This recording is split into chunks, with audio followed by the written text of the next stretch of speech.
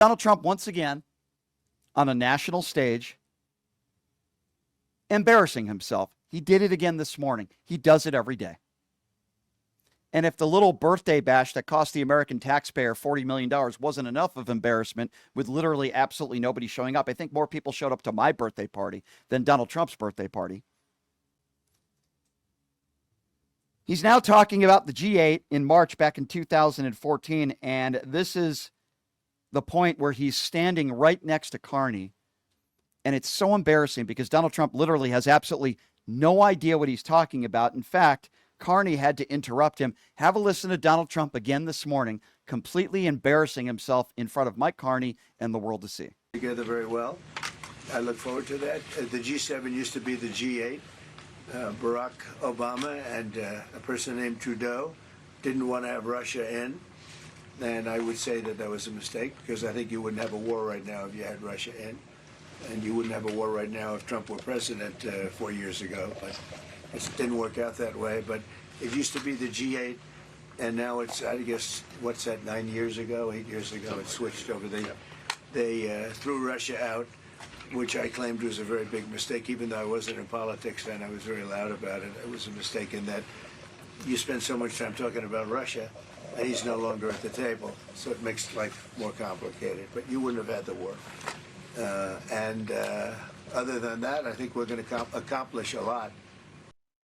Okay, so once again, Donald Trump has absolutely no idea what he's talking about. They were kicked out of the G8 back in March of 2014, exactly because it launched its war in Ukraine by invading and forcibly annexing Crimea.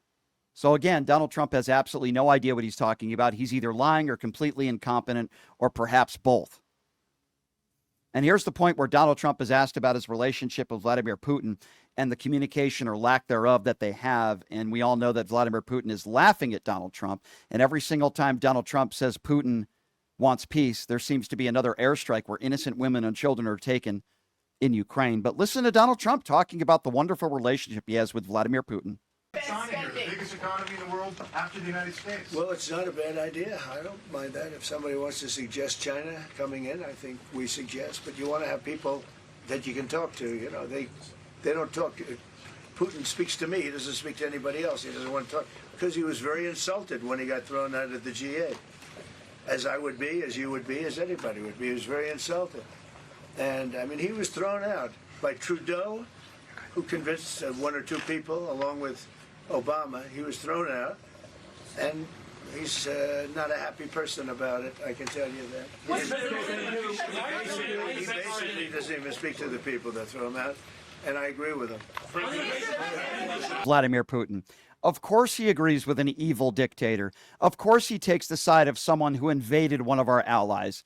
I don't know what Vladimir Putin has on Donald Trump, but Donald Trump has yet to call him a dictator, but certainly has said that about Zelensky, taking the side of Vladimir Putin once again. We know that Putin doesn't want peace. We know that Zelensky does. How do we know this? Zelensky was ready to sign on the dotted line for a ceasefire. Vladimir Putin has opposed to doing anything that would lead anybody to believe that he wants peace except for a Donald Trump who continues to coddle him, which makes no sense to me other than the fact that Donald Trump is a wannabe dictator himself. And here's the point where Donald Trump once again started talking about the L.A. protests. Again, several blocks in L.A. doesn't represent everybody in L.A., certainly doesn't represent everybody in California throughout the country. But here we go again, where Donald Trump goes on the offensive, going after Gavin Newsom and going after people because of these L.A. protests. Why are you ordering ICE to target Democratic inner cities? What's behind that? I don't know what you're saying. You did a post last night where you said you want ICE to really target Democrats. Yeah, I want them to focus on the cities because the cities are where you really have what's called sanctuary cities, and that's where the people are. I look at New York. I look at Chicago. I mean, you got a really bad governor in Chicago and a bad mayor, but the governor's probably the worst in the country, Pritzker.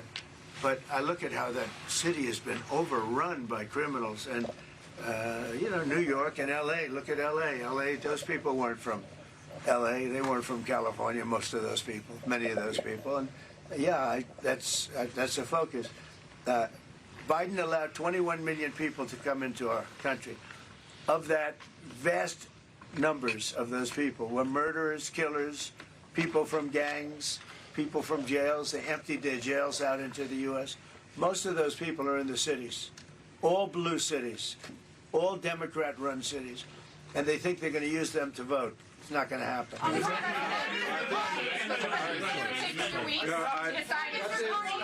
You cannot vote in a presidential election. I don't know where Donald Trump is getting that from.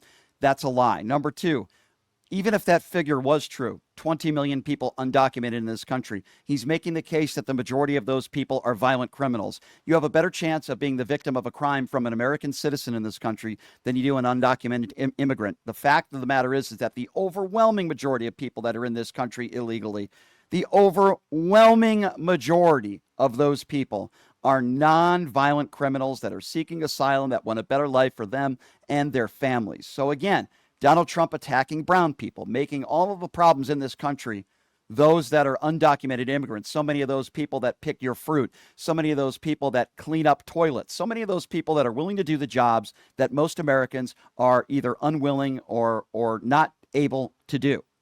But again, those are not the people that Donald Trump is deporting. The overwhelming majority of people Donald Trump is deporting are nonviolent criminals. We were told by Tom Homan and the White House that their priority was getting violent criminals out of this country that are undocumented. The proof is in the pudding that they lied, and that is not what they are doing. They are literally deporting people that are breastfeeding their one-year-old babies and separating families. They are literally going into schools. They are literally going into synagogues. They are literally going into religious sanctuaries and schools and deporting people who have lived in this country for decades, who pay their taxes. They are treating these people like animals. Donald Trump is lying once again.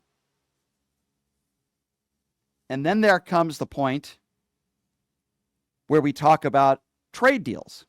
Remember when Navarro and members of Donald Trump's administration, including Donald Trump himself, said that we would be getting 90 deals in 90 days? Well, Donald Trump was asked right next to Carney today, what is holding up the deal with Canada? Now, of course, Donald Trump doesn't answer the question directly because we know there have literally been 0 deals, and we were told 90 deals in 90 days. Listen to what Donald Trump has to say when he's asked, wait a second, what's holding up this deal with Canada? Have a listen to this.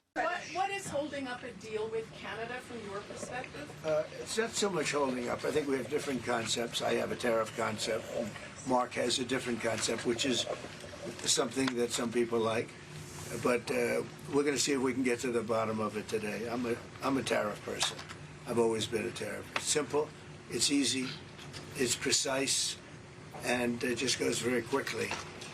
And I think Mark has a more complex idea, but also very good.